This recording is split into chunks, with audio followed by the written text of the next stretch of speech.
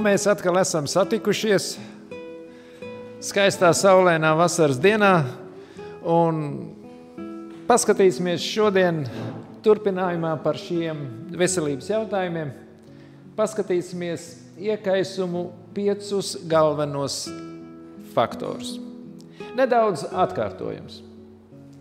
Tātad, 5 galvenie faktori ir disbalans starp omega-3 un omega-6 taukskābēm, to mēs nedaudz jau pagājušajā reizē paskatījāmies, nepietiekams augļu, ogu un dārzeņu daudzums uzturā. Kā es solīju, nedaudz paskatīsimies, atkārtojam no iepriekšējās reizes, kad uztura domājoši speciālisti pasaka, kas ir šis disbalans, kad omega-6 taukskābes ir pārsvarā pār omega-3 taukskābēm. Jo omega-3 taukskābes mūsu organisms neveido, tās ir jāuzņem ar uzturu. Un omega-6 taukskābes veido savienojums, kas parasti veicina iekaisums, bet omega-3 taukskābes sašķeļoties organismā, kad organisms viņus izmanto, veido savienojums, kuriem ir pretiekaisuma darbība.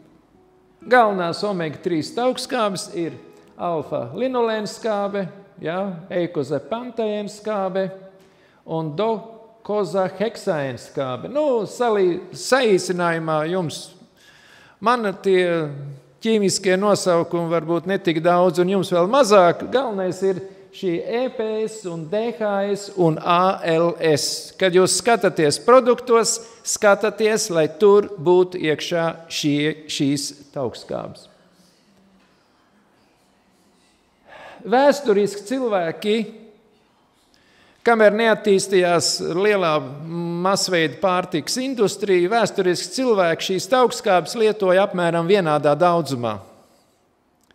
Attīstoties pārtikas industrijai, attīstoties tam, kad sākot ar 1900. Gadu, šīs omega-6 taukskābes uzturā pieauga un omega-3 taukskābes samazinājās.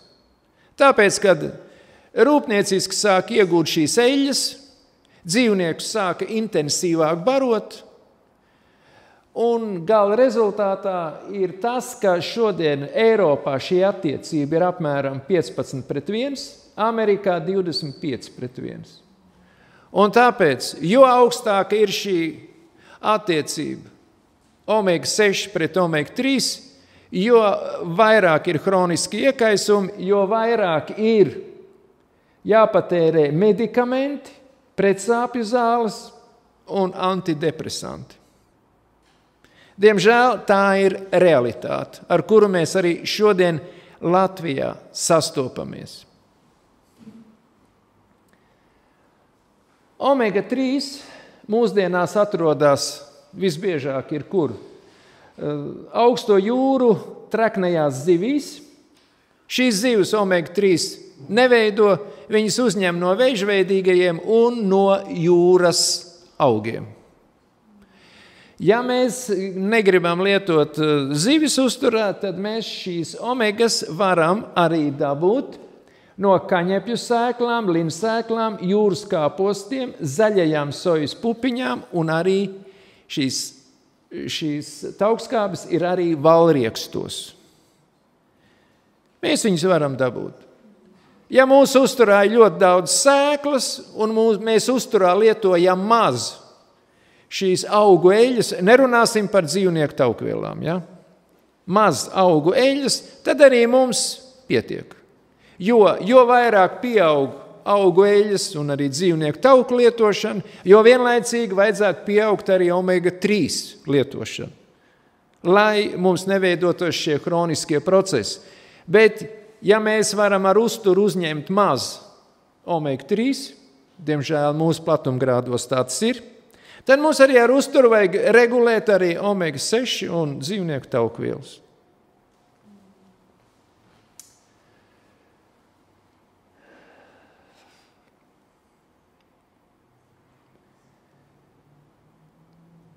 Šodienas pārtiks rūpniecība ir palielinājis šo omega-6 pret 3 attiecību līdz tik lielam disbalansam, ka būtībā mums ir jārunā jau par apzinātu cilvēku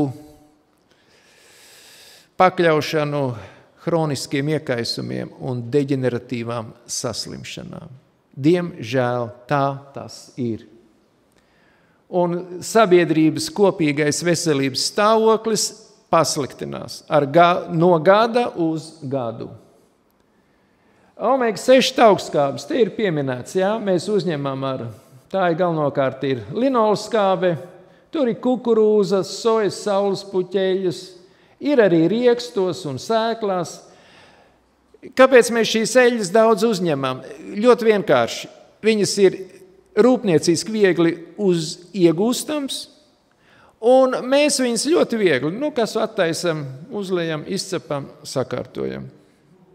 Ja, un ļoti ērti ir.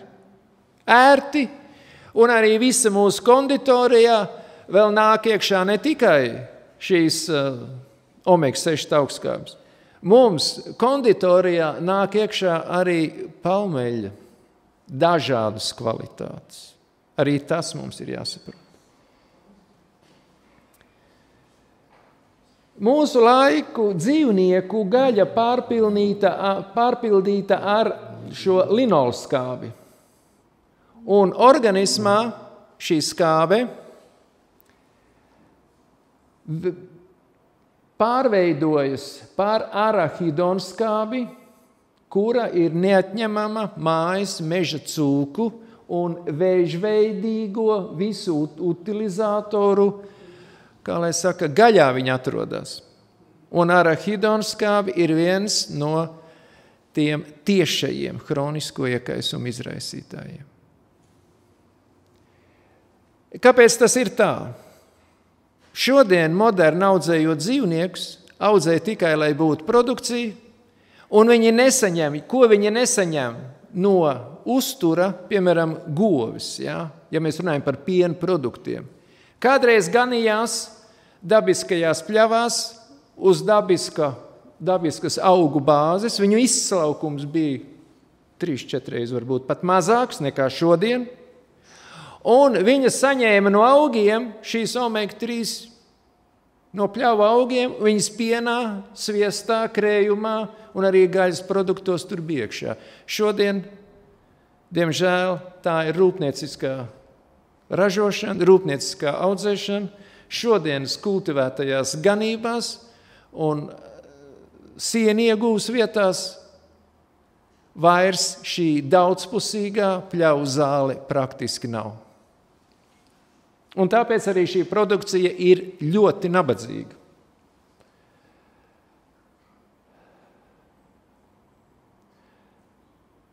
Augļi, ogas, dārzeņi satur vēl vienu pretiekaisumu vielu grupu, kuru sauc par polifenoliem, kuriem ir spēcīga pretiekaisuma darbība organismā.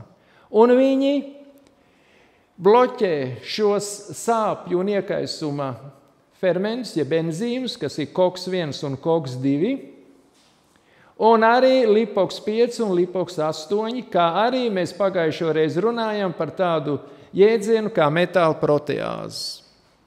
Šīs metāla proteāzes ir tad, ja ir traucēta normāla vielu maiņa mūsu šūnās, šūnas iekšienē atrodas tādi mazi pūslīši, kas pildīti ar fermentiem, ko sauc par lizosomām. Un tad, kad ir traucēta šī vielu maiņa, pateicoties lielajam omega-6 taukskābju daudzumam vai dzīvnieku taukvielām, šūnas apvalkā šīs lizosomas tiek bojātas, šie fermenti izplūst šūnā, sagrauj šūnu un arī, ja turpina darboties, grauj arī apkārtējos audus. Un attīstās hroniski iekaisumi, deģeneratīvi iekaisumi. Par to mēs runājām pagājušo reizi. Un, ja mēs lietojam šos polifenolus, kas ir visu krāsaino augu, ogu, augļu sastāvā, tad mēs panākam efektu, kad arī šie šīs iekaisumu veicinošās vielas tiek inaktivētas. Tā ir mūsu cerība, tiek inaktivētas, tiek padarīts maz kaitīgs vai pat nekaitīgs. Un šie pētījumi pasaka ļoti skaidri, ka polifenoli, kā omega-3, un vēl mēs pieminēsim 1,3, 1,6 beta-glikānus, ka šī aizsardzība organismam ir pat jaudīgāka nekā šodienas medikamenti.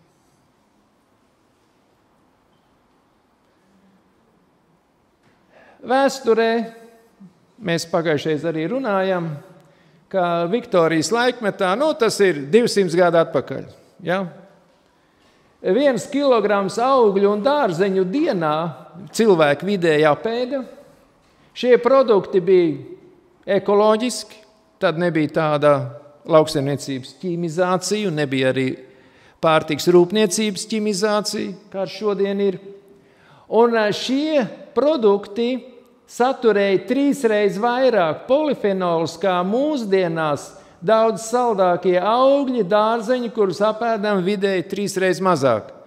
Tātad iznāk, ja mēs gribam atgriezties pie normālas veselības, tad mums ir jāpēd cik?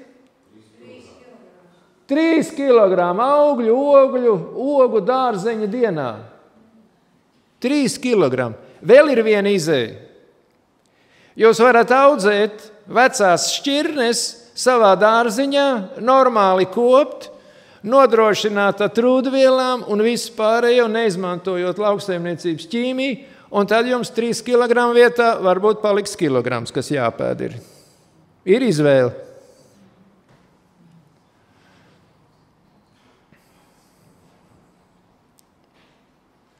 Tātad, vēlreiz. Cilvēka organisms ir tā veidots, ja mēs sekojam šim ēdenes modelim. Tad būtībā, ja mūsu pārtikā ir pietiekoši daudz omega-3, polifenoli, šie beta-glikāni, kuri bloķē šīs iekaisuma un deģeneratīvās vielas, tad tiek uzturēta pie veselības mūsu imūnsistēma, un gala rezultātā hroniski iekaisumi tiek samazināti, sāk dominēt dabiskie dziednieciskie procesi. Mums ir grāmata Barība un diēta, un tur ļoti skaidri ir pateikts, cilvēkam ir jādara viss, lai viņš stimulētu sava organisma aizsargspējas ar uzturu. Un tad mums visu to, ko piedāvā šodienas milzīgās medicīnas iespējas, ar visiem medikamentiem un procedūrām, mēs varam no tā arī izvairīties. Kaut arī mēs ļoti labi zinām, ka planēta ar katru gadu tiek arvien vairāk un vairāk iznīcināta. Tā kā ievērojot visu veselības reformu, visus veselības noteikumus, šo cilvēkam nepieciešamo reformu, mēs arī varam saslimt. Tas mums ir jāņem vērā.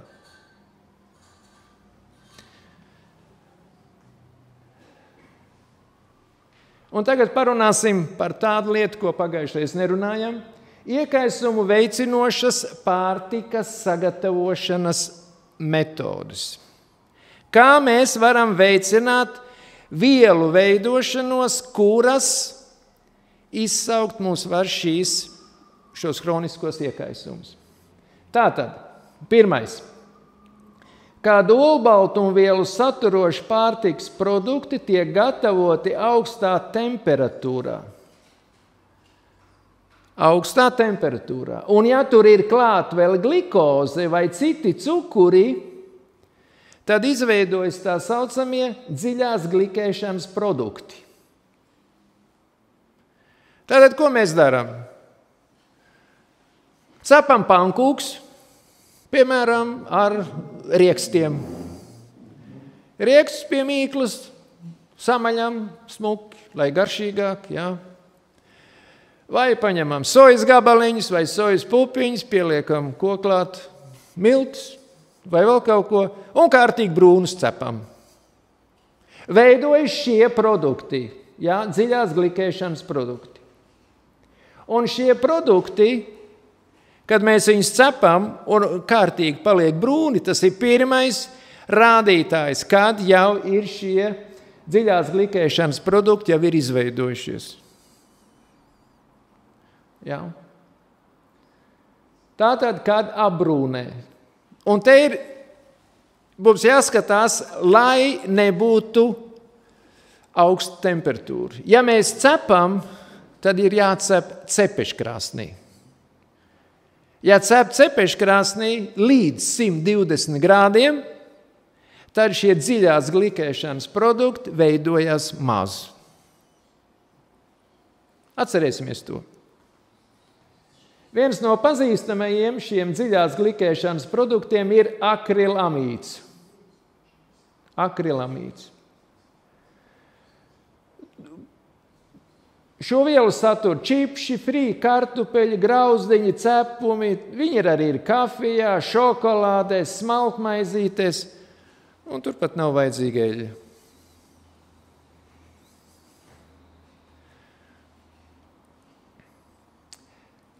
Nākošais. Cepot vai grilējot gaļu, akrilamīds nav tas ļaunākais, jo šajā procesā veidojas daudz bīstamāk šīs grupas savienojumi. Saucamie policikliskie ogļūdeņraži, tur ir amīni un tāda kancerogēna viela kā benzilpirēns. Amerikāņi pasaka skaidri, šie veselības centri, kilograms šašliki ir tikpat cik 600 cigaretes. Uzcepiet šašliku virs ogliem, 600 cigaretes ir vēderā.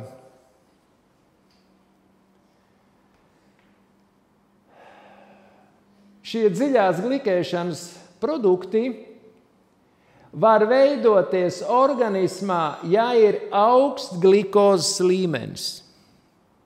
Tas ir pie cukurslimības. Otrā tipā cukurdiabēts ir dzīvesveida saslimšana. Un, ja ir šis otrā tipa cukurdiabēts, tad šie dziļās glikēšanas savienojumi veidojās, jo ir augsts glikozes līmenis organismā. Un tāpēc cilvēkiem, kuriem ir šī saslimšana, viņi biežāk cieš no šiem pārmērīgajiem iekaisumiem.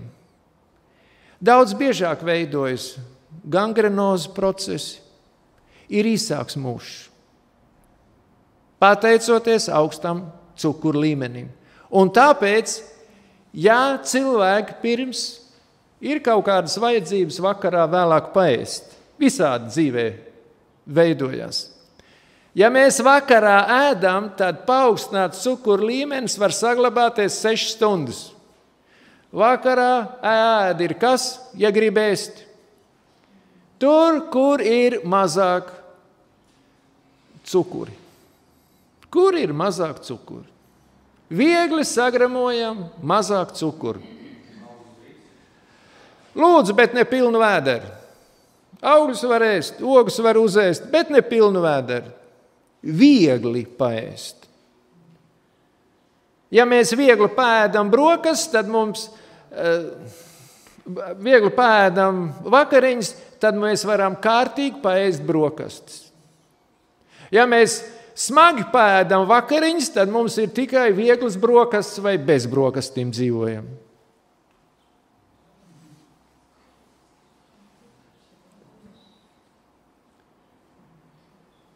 Vēl ir viena lieta.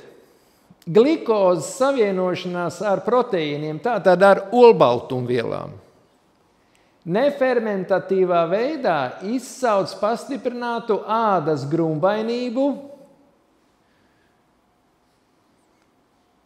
Jā, tātad atcerēsimies, piemēram, biezpiena plātsmaizes. bulciņas, ko mēs tā gribam uzcept. Ja? Ja kāds grib tādu sēst, necepiet. Necepiet, ēdiet naturālā veidā, bulciņi bez biespiena.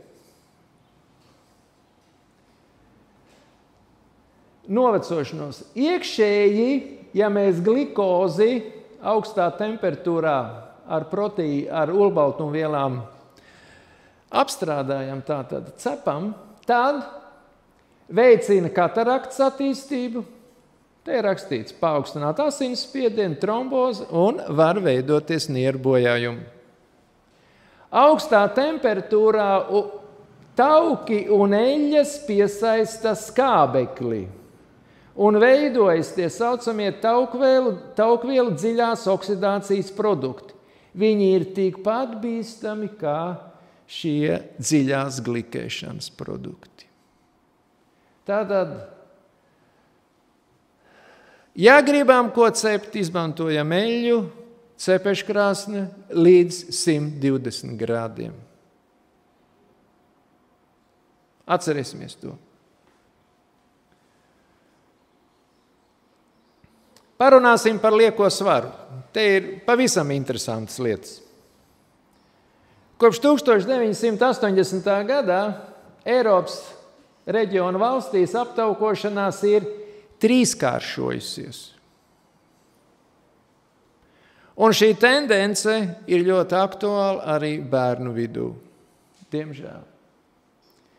Liekais svars ir viens no galvenajiem hronisko iekaisumu cēloņiem mūsdienās. Un tagad ļoti cilvēki daudz runā un domā par to, tātad, ja es ēdu pārāk bagātu oļhidrātiem, bagātu uzturu, tad es palieku resns. Mēs paskatīsimies tālāk, un mēs secināsim to, ka tieši taukvielu pārāk liela lietošana un bieži un pārmērīga lietošana uzturā to izsauc. Kāda saistība ir ar cukuriem, jeb oļhidrātiem, mēs tūlīt tiksim skaidrībā. Taukvielām no kopīgā enerģijas daudzuma ir jānodrošina tikai apmēram 10–15%. Pārējā enerģija ir jānāk no oļhidrātiem. Saliktajiem oļhidrātiem, ja? Tātad tie ir visi cieti saturošie produkti pārējai enerģijai. Kāda problēma ir ar taukvielām? Taukvielas sāta sajūtu veido vēlāk un vājāku. Taukvielām bagātu uzturu mēs apēdīsim vairāk, nekā mēs apēdīsim ar oļhidrātiem vai olbaltumvielām bagātu uzturu. Jo sāta sajūtu visātrāk veido oļhidrāti un tad ir olbaltums. Pēc taukvielām bagāta ēdienu uzņemšanas tauku izmantošana enerģijas iegūšanā tiek bloķēta. Tāds ir mūsu organismā, tāds ir mehānisms.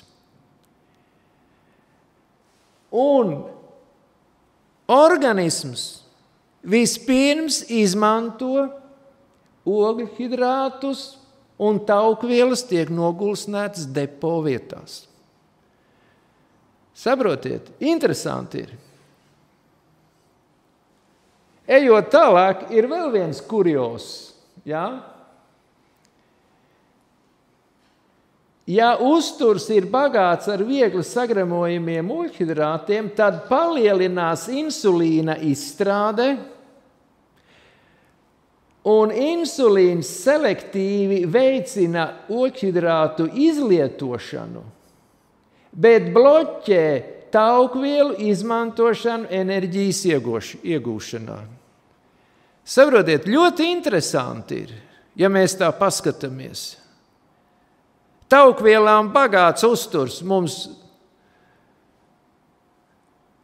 organismā veicina oļhidrātu izmantošanu, bet oļhidrātiem bagāts uzturs atkal dara to, kad mūsu taukvielas tiek it kā sargātas un tiek nogulsnētas organismā depo vietās. Bet tas attiecās uz viegli sagramojamiem ogļhidrātiem. Saprotiet? Tāpēc arī Salmans raksta, medu ēst daudz nav labi. Cukuru nevajag lietot. Medu maz un cukuru nevajag. Tad mūsu taukvielas tiks vairāk izmantotas. 1994. gadā atklāja adipocītus. Tās ir tādas taukaudu šūnas, kuras sintezē iekaisumu veicinošas hormonālas vielas, adipocitokīnus. Viena no šīm vielām, saucamais rezistīns, izsauc organisma rezistenci pret insulīnu. Attīstās otrā tipa diabēts. Ko tas nozīmē? Asinīs ir glikoze, asinīs ir insulīns, bet šūnas glikozi nesaista, neizmanto. Saprotiet? Un ir ļoti interesanti pētījumi, kā šie adipocitokīni paaugstina arī asinsspiedienu un stimulē trombu veidošanos. Šos adipocitokīnus veido saucamie viscerālie taukaudi, un tie atrodas vēdera dobumā. Nevis zemādā dzīvniekiem, ja? Un nevis starp muskuļiem. Un neparvelti 3. mūzes 3. nodaļā, 16. 17. pantā ir ļoti skaidri rakstīts, lai jūs neēstu ne pilienu, tauks un asins. Lai jūs nelietot tauks. Tauki, kas atrodas vēdera dobumā, krūša dobumā, uzturā nav lietojami.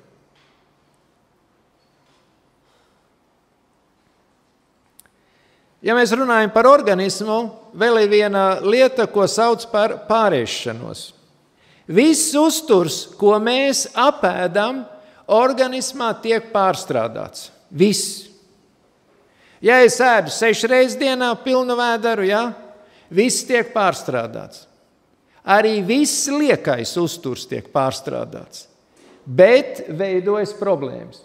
Jo vairāk apēdam lieku pārtiku, jo vairāk tiek bojāts mūsu bioloģiskās sistēmas un parādās šīs deģenerējošās saslimšanas.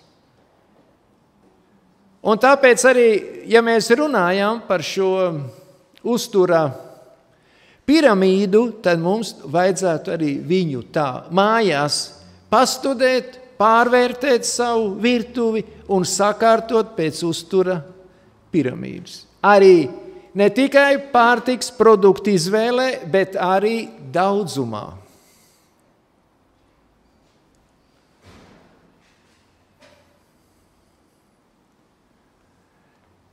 Vai mums ir cerība? Ir cerība iedot. Mums ir iespēja savus taukaudus pasargāt no hormoniem, kas veicina iekaisumu. Cerība ir arī apaļīgiem cilvēkiem. Visiem ir cerība. Mums tas ir jāsaprot. Ja mēs uzturā lietojam saucamās fitouzturvielas, kā karotonīdi, burkāns vislielākā karotīna saturošais produkts. Ja? Te ir vēl tādi ksantofili, lipofīlie, polifenoli, šķiedrvielas. Tādi viņas organismā arī tiek uzkrātas un nogulsnētas taukaudos. Un tad šīs fitouzturvielas mūsu taukaudus pasargā. Šie taukaudi parasti ir dzeltenīgā vai oranžā krāsā. Ja mūsu uzturā šīs krāsainās fitouzturvielas ir pietiekoši daudz, tad taukaudi ir oranžā vai dzeltenīgā krāsā, un viņi šos adipocitokīnus neražo. Tad mūsu taukaudi neražo šīs organismam kaitīgās iekaisuma veicinošās vielas. Ja? Ja mūsu taukaudi cieš no šo krāsaino uzturvielu daudzuma, tad viņi ir balti vai perēkļi balti, un tie ir bīstami. Gan dzīvniekam, gan arī cilvēkam.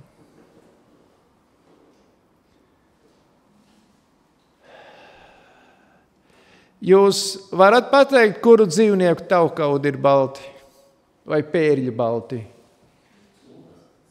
Cūkai, trusim. Kam? Jā, saprotiet, neparveltī šie dzīvnieki, jā, meža mājas cūks, arī truši, viņi ir nosaukt par neēdamiem dzīvniekiem. Palasīsim drusciņu par cukuriem un par interesantām lietām. Grāmata Barība un diēta. Cukurs lielā daudzumā ir ievērojami kaitīgāks par gaļu.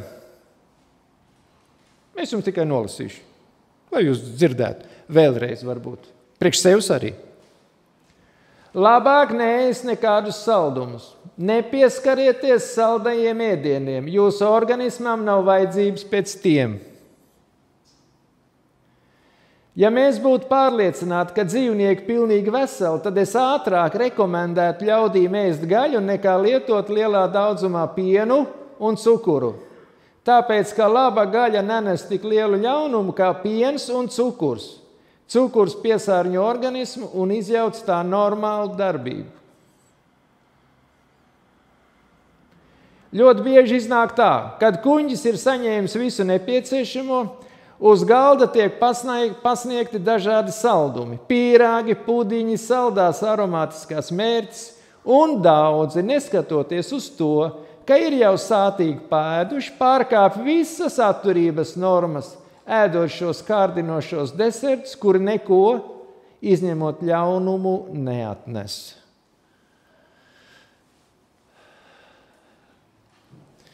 Un tad, kad mēs sapulcējoties, esam pēduši desertu ne, bet rosolu, piemēram, kādu kartupeli, vēl kaut ko. Nu, tad ar platu smaidu ienāk saimniece vai ienāk kāds vadītājs un atnes mums kliņģeri, saldo maizīti.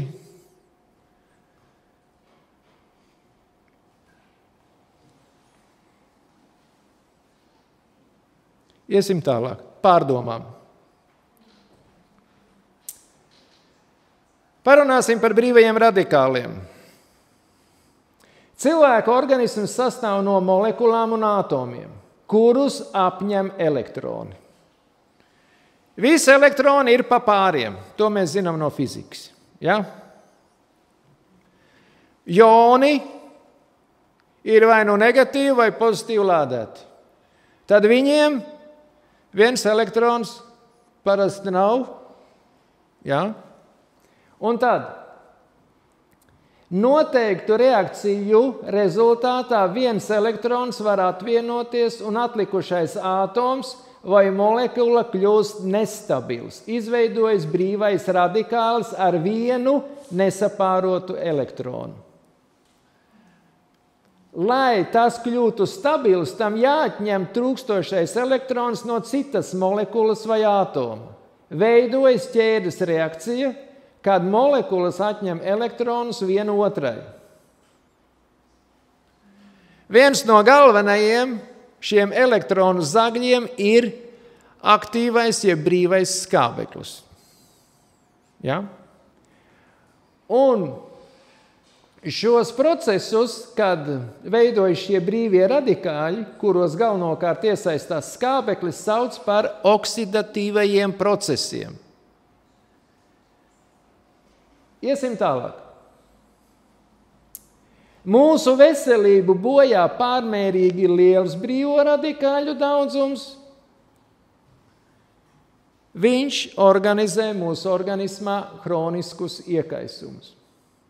Faktori, kas izsauc šo radikāļu veidošanos, brīvo radikāļu veidošanos.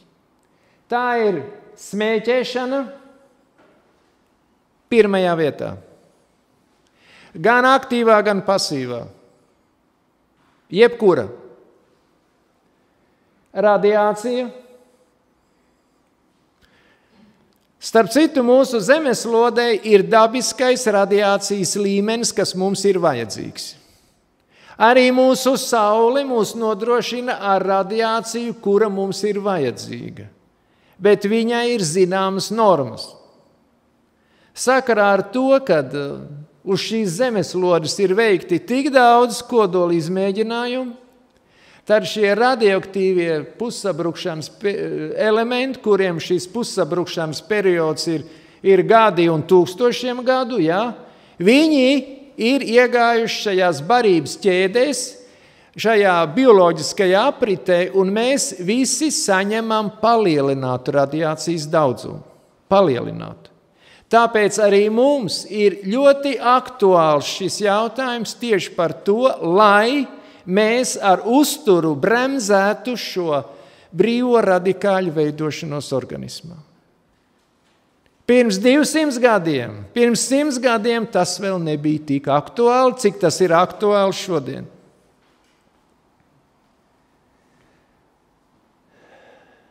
Tālāk. Tad attīstās iekaisums, kurš bojā šūnas. Veidojas šūnu sabrikšanas rezultātā, arī veidojas daudz dažādas toksiskas vielas, kuras atkal izsauc šo radikāļu veidošanos organismā. Un šis apburtais loks, šī ķēdes reakcija vienkārši mums nodrošina novecošanos un attīst saslimšanas. Un viņas mums ir jāpārtrauc. Dabiskā veidā mēs viņus varam pārtraukt ar šiem antioksidantiem un pretiekaisumu vielām. Omega-3, polifenoli, 1,3, 1,6 betaglikāni. Pagājušajā reizē mēs pieminējām par polifenoliem, kad viņi atrodas visos augļos, ogās, krāsainajos dārzeņos, tur ir ļoti daudz viņu. Un šie betaglikāni ir raugā un sēnēs. Bet mums ir jāatcerās, ka raugs ir jānogalina minimums 80 grādi. Lai dzīvās raugu šūnas neiesēstos mūsu nierēs, un tad mēs viņus ārā nedabūsim. Un betaglikāni nāk no dabiskā vidē augošām sēnēm. Ja varat lietot sēnes uzturā, lūdzu, lietojiet.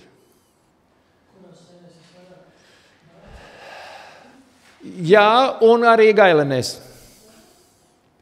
Gailenēs vēl ir papildus klāt arī citi daudz aktīvāki pretvēža savienojumi.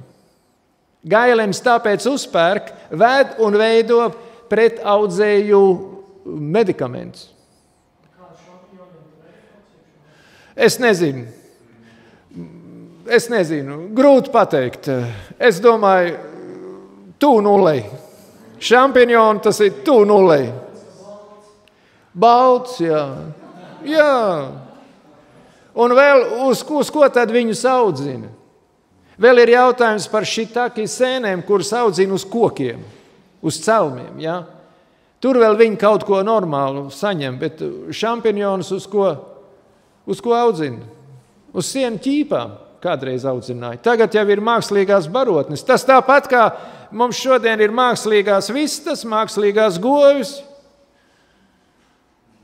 Tas pats variants, saprotiet.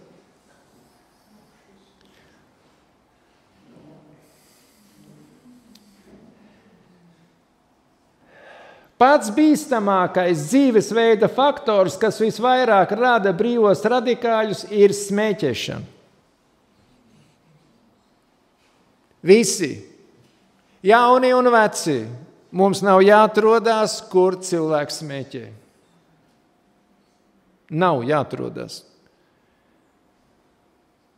Nerunāsim par ģimenes locekļiem. Un grūtniecēm un māmiņām, kuras vēl būs grūtnieces, aizmirstiet tādas vides.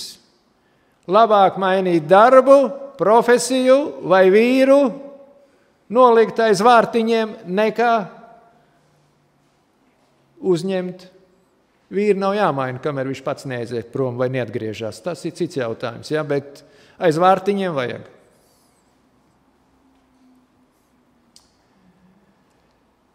Tikai pēc tam seko rūpnieciskie izmeši, citi gaisa piesārņotāji. Te mums ir jāpiemina automašīnu izplūdes gāzes, sevišķi dīzeļdzinēji. Lauku apvidos tie ir miglošanas līdzekļi. Tā kā laukos māja, ja jums ir kaut kur lieli saimnieki, lūdzu, sanitārā zonā. Lūdzu.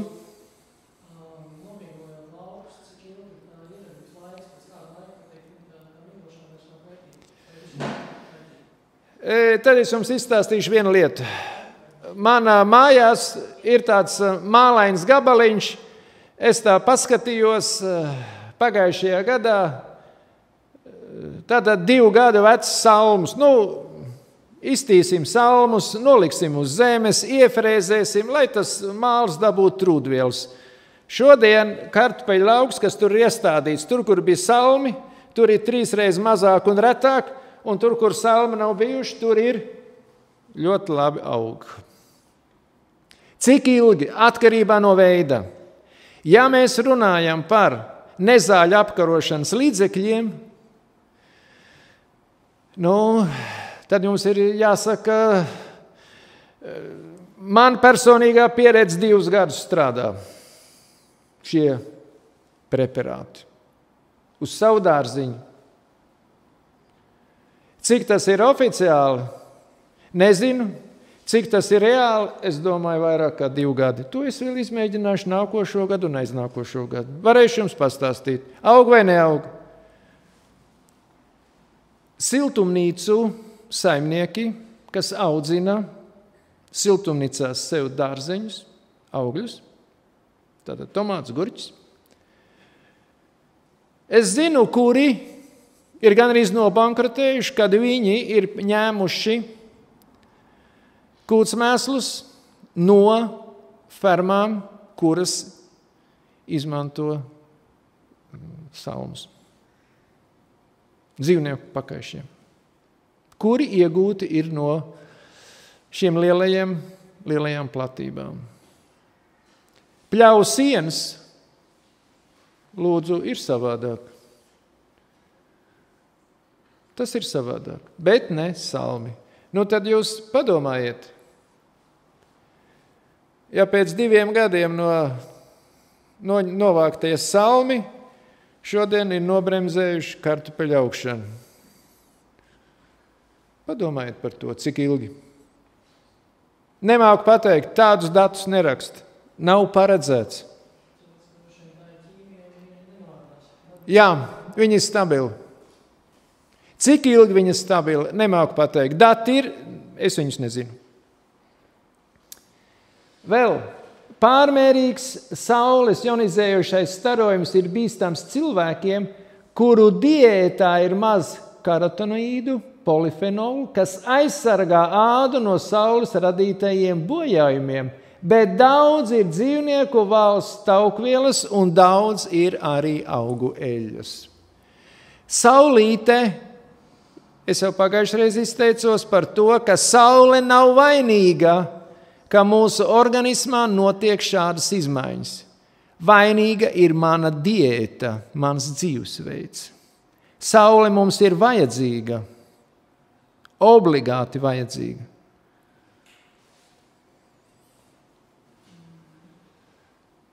Diēta, kas bagāta ar dzīvnieku taukiem, nevienmēr vairo iekaisumus, bet uzturs, kas bagāts ar cukuriem un cieti un kurā ir maz zaļumu gan.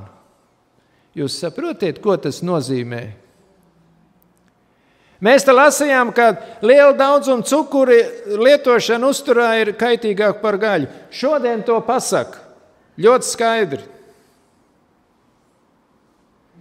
Tāpat tas arī ir jautājums par holesterīnu, kas viens pats izmaiņas asinsvados neveido. Holesterīna pangas asinsvados veidojas tikai tad, ja tur ir izveidojies iekaisums.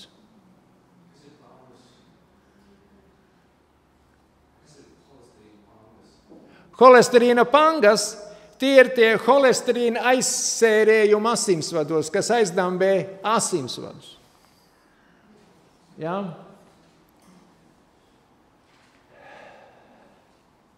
Tabaka nogalina pusi no tās lietotājiem. Pasaulē apmēram 6 miljoni katru gadu. Un 2004. gadā, Amerikā šie dati no 2004. gada, 28 nāves gadījumus saistībā ar pasīvo smēķēšanu skāra bērnus. Viņi ir pavisam jūtīgi. Lai neutralizētu liekos radikāļus, organismam nepieciešami elektroni. Un redziet, cik tas ir interesanti. Kad brīvie elektroni ir uz visas mūsu zemes augstnes virsmas, augu virsmas un ūdens virsmas. Tāpēc, ja mēs gribam arī vēl papildus neutralizēt šos savus uzņemamos brīvos radikāļus, pasargāt sevi no šīm hroniskajām lietām, staigājiet ar blikām kājām pa zemi, ar rokām rušinaties pa zemi, gar augiem, gar krūmiņiem, gar kokiem. Ziemas laikā ejiet pastaigāties pa mežu, vasaras laikā arī. Pilsētā šie elektroni ir ļoti maz. Viņi tiek izmantoti. Viss tiek izmantoti. Tur, kur nav pilsētas, nav lielas apdzīvojamās platības, nav daudz tehnikas un izplūdes gāzes, tad šie elektroni ir pietiekoši daudz.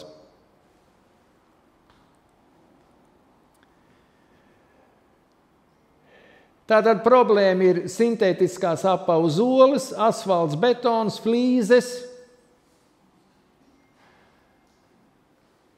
Ko vēl vajadzētu pateikt? Ja mēs runājam par to, kā mūsu leikocīti iznīcina mikroorganismus, baktērijas.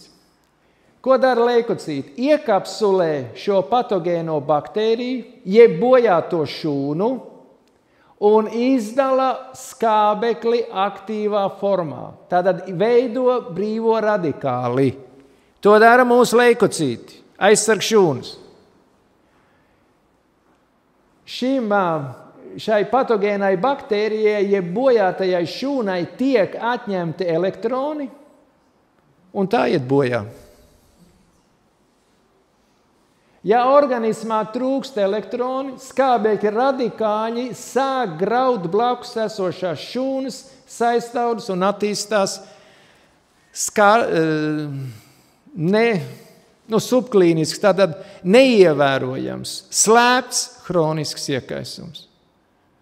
Tātad praktiski pie jebkura bakteriāla iekaisuma.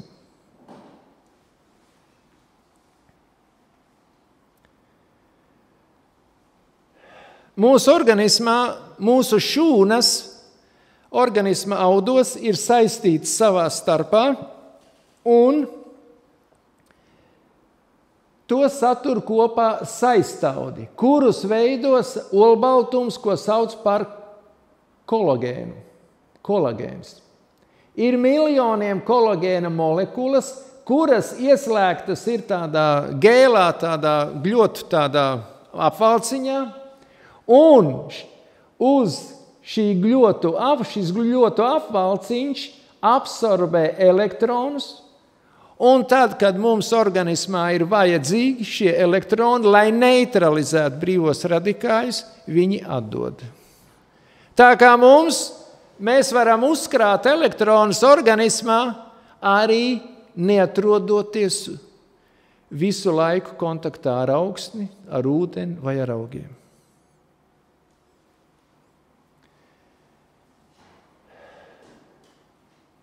Mūsu organismu šodien bombardē kas? Pārtiks ķīmija, auga aizsardzības, mēslošanas līdzekļi, elektroiekārtu, magnētiskais lauks, mobilie sakaru līdzekļi. Viņi mūs bombardē. Arī tur ir šī radioaktīvā ietekme. Šis magnētiskais lauks, kurš veido brīvos radikāļus. Un redziet, Dievs jau iepriekš ir paredzējis pie radīšanas un ielicis dabā spēcīgus aizsargu mehānismus. Mums ir jāpieņem ēdenes dzīvesveids, un mēs būsim veseli gan ķermenī, gan morālē.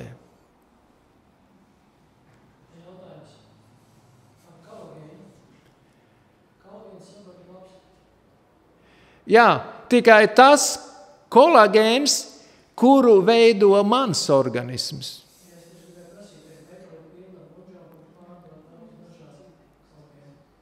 Jā, man ir vajadzīgs tas, ko veido mans organisms.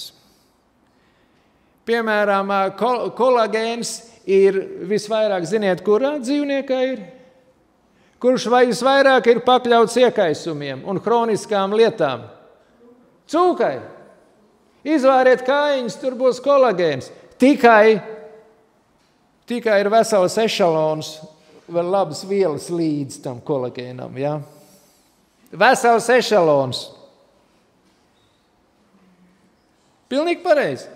Lai mēs organismā sev pēc iespējas vairāk sev nodrošinātu ar kolagēnu, lūdzu, ķirbis, kabacis, visi šķiedrainie augi, visi. Lūdzu. Mums nav jāņem, kā lai saka, ūdeni mums jādzer no aks, nevis ūdens ir jāiet un jāsmeļ no attīrīšanas stacijas. Ne pirms, ne pēc viņš tur iet.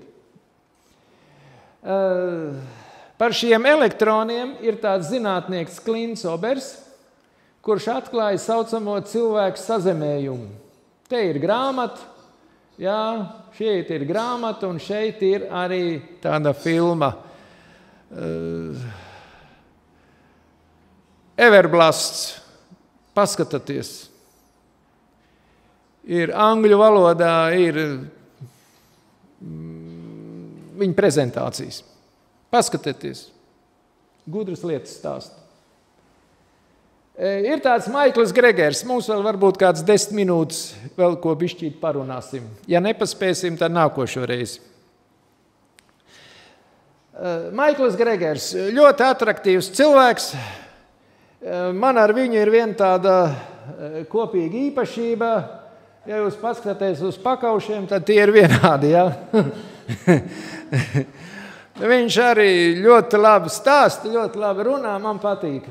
Man tur vēl ir jāaug vēl ļoti ilgi. Un tagad kādas lietas no viņa datiem. Ar uzturu uzņemot dienā 150-200 mg holesterīnu, vienā olā tas ir apmēram ap 100, ola ir apmēram 60 grami, jā.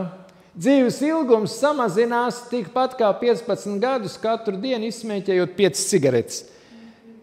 Tas ir tad, ja mēs varam uzņemt lieku holesterīnu. Bet ja mums ir normāla augu diēta, tad tas holesterīns mums neko daudz neizdarīs.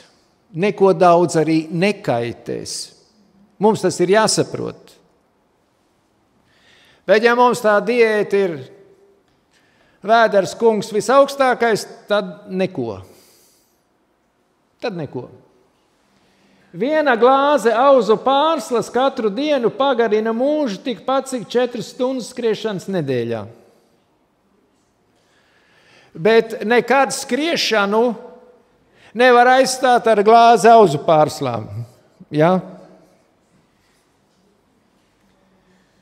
2 valrieksti dienā uzlabo veselību, tāpat kā 4 stundas skriešana nedēļā. Nepiesātinātās augu taukvielas un kokšķiedra jūs pasargā no pēkšņas nāves. Testamentu paspēsim uzrakstīt. Kokšķiedra. Tās ir šķiedrvielas. Būtībā tā ir kokšķiedra. Ja? Tikai augos tās sauc par šķiedrvielām, un augos ir gan šķīstošās, gan nešķīstošās šķiedrvielas.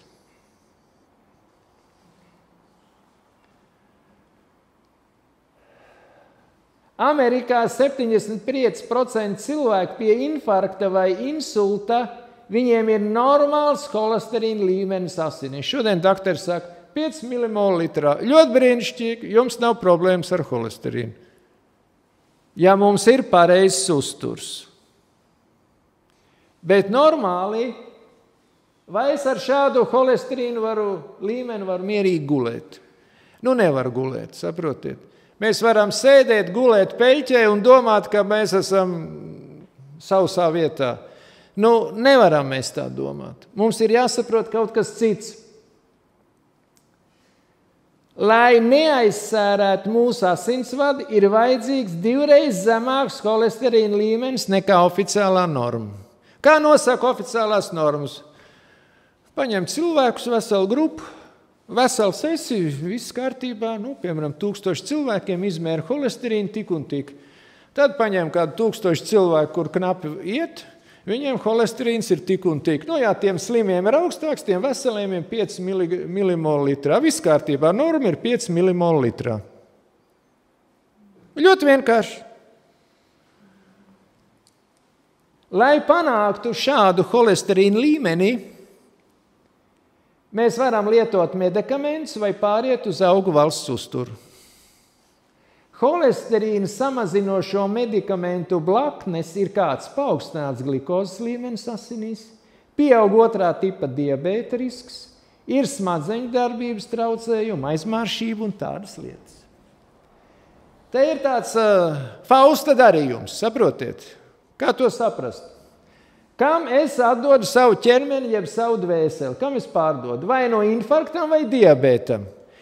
Lai nebūtu infarkts, man jāsamazina holesterīns, lai nebūtu diabēts, man ir jāatsakās no holesterīna samazinošiem medikamentiem. Kāda izeja? Kāda izeja? Bet ir cita izeja, pārdot savu dvēseli augu uzturam. Tā ir Dieva nozīmētā diēta, un mēs dzīvojam mierīgi. Endotoksēmiskais pārtikas sindroms. Jau ilgstoši jau ir zināms. Vienā ēšanas reizē, vienalga, ko mēs ēdam no dzīvnieku valsts, ja? Mēs uzņemam bakteriālos toksīnus. Bakteriālie toksīni ir arī mūsu organismā, visiem. Mēs dzīvojam baktēriju un vīrusu okeānā, un mēs viņus uzņemam katru dienu, mūsu imūnsistēma strādā, viņa iznīcina, viņa filtrē, viņa neļauj nonākt organismā, un šīs baktērijas un vīrusi, kuri tiek organismā iznīcināti, viņi iznīcinot, veidojas viņu olbaltumvielu pārpalikumi. Un šie pārpalikumi ir šie baktēriju toksīni. Ja? Sapratāt? Mūsu artērija spēja izplesties samazinās apmēram 2 reizes un ilgst apmēram 5-6 stundas, ja mēs ēdam šādu uzturu. Ja mēs to ēdam 3 reizes dienā un vēl alkohols, nikotīns vai kofeīns, tātad 24 stundas.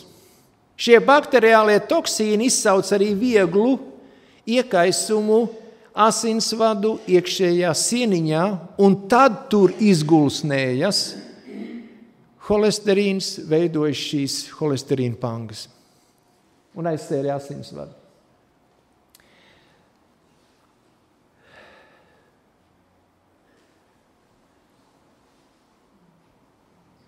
Mēs šo vēl varam pastāstīt, ja? Tūlīt. Tātad, gaļas bakteriālo toksīnu ietekme. Šie toksīni, kurus uzņemam ar dzīvnieku valsts produktiem, mūsu organismā izsauc hronisku subklīnisku iekaisumu. Šāds iekaisums neveidojas no tīra dzīvnieku proteīna vai taukiem. Ja ir iespējams attīrīt dzīvnieku olbaltumu un taukvielas no šiem toksīniem, tad šis vieglais iekaisums organismā neveidojas. Šos baktēriju toksīnus un olbaltumvielu toksīnus neiznīcina kuņģa sālskābi, gremošanas fermenti, vārīšana, cepšana. Un dzīvnieku taukvielas atšķirībā no augu taukvielām arī nodrošina šo toksīnu uzsūkšanos asinsvados. Kur organismā visvairāk atrodas šīs toksiskās vielas? Atrodas tajos orgānos, kas organismu atindē. Tātad mēs zinām, nieres, aknas un tā vide, ko sauc par asinīm, kas transportē uz šiem atindējošajiem orgāniem. Cik es saprotu, mēs šodien varētu noslēgt. Un mums paliek pāri dažas lietas. Ja cilvēki tomēr vēlas sagatavot un vēlas lietot sev dzīvnieku valsts uzturlīdzekļus, mēs parunāsim, kā samazināt gaļas un arī piena produktu toksiskumu. To mēs parunāsim nākošo reizi. Tieši sagatavošanas metodas, dzīvnieku produkcijas iegūšanas metodas, atasiņošanas nozīme, uzglabāšanas nozīme, tādām lietām. Ir cilvēki, kas nelieto gaļas produktus, bet ir cilvēki, kas šos produktus lieto, un viņiem šī informācija būtu ļoti nozīmīga. Nākošo reizīti tiekamies, kad, to es nezinu, kad jūs to pateiksiet. Jāsaka visiem visu labu, neizmirstiet atrasties saulē, vasarā ejiet pa mežu, raujiet kokiem lapas, ar plikām kājām, ar plikām rokām, un ja mēs gribam normālu veselību, tad meklējiet ādas apavus, kuriem zole nav no sintētiskā kaučuka. Tur jūs varat uzņemt šos elektronus, un jūs varat uzņemt arī šos elektronus pastaigājoties ziemas laikā, pa mežu, pa laukiem, pa pludmali, lūdzu. Lūdzu, nav tālu jāiet. Pastaigas gar jūrmalu, lūdzu, vismaz reizi nedēļā. Atceraties, lai mūs bremzētos šie hroniski iekaisumi, mums ir vajadzīgi šie negatīvie lādiņi, un tāpēc pa jūrmaliet ir ļoti labi. Un viņi mums uzkrājās organismā. Un vēl ir viena lieta, kas man ir jāpasaka.